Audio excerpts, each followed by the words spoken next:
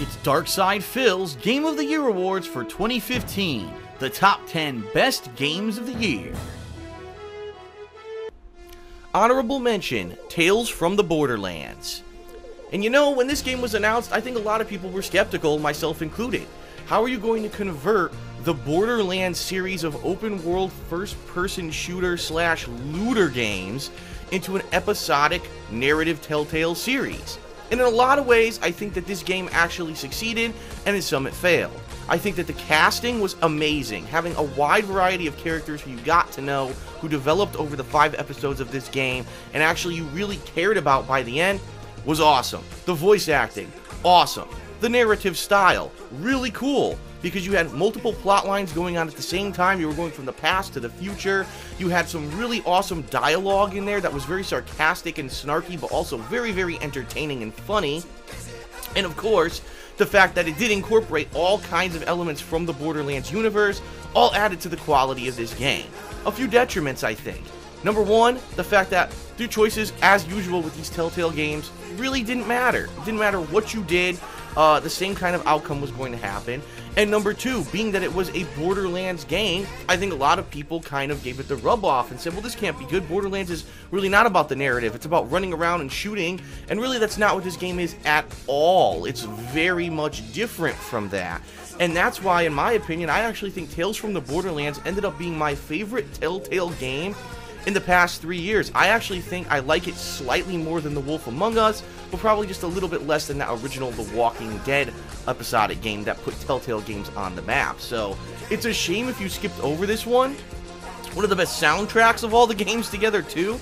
Like really, it's just an amazing experience, and I actually feel out of all the episodic Telltale games that I've played, this one deserves a sequel, because this was a unique cast of characters that I would love to see how they continue on with their misadventures of looting in the land of Pandora, and certainly I hope that eventually they get that chance.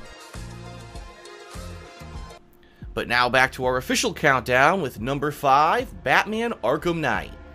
Now, I said most of what I wanted to say about this game in my review earlier this year, but let me recap.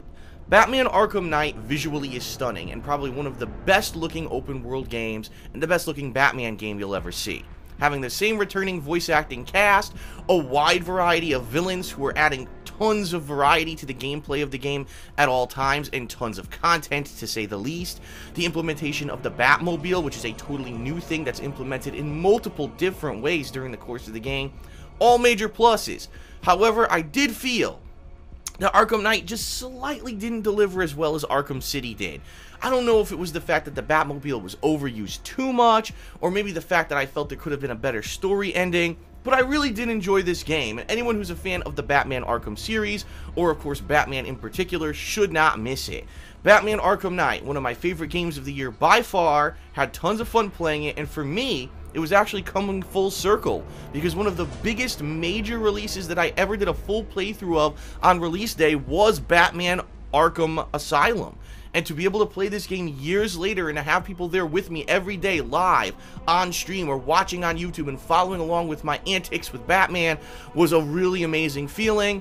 Thank you to anyone who joined me for that playthrough. If you didn't, I definitely recommend you check it out. It's one of my best of the year, and this is one of my favorite games of the year as well.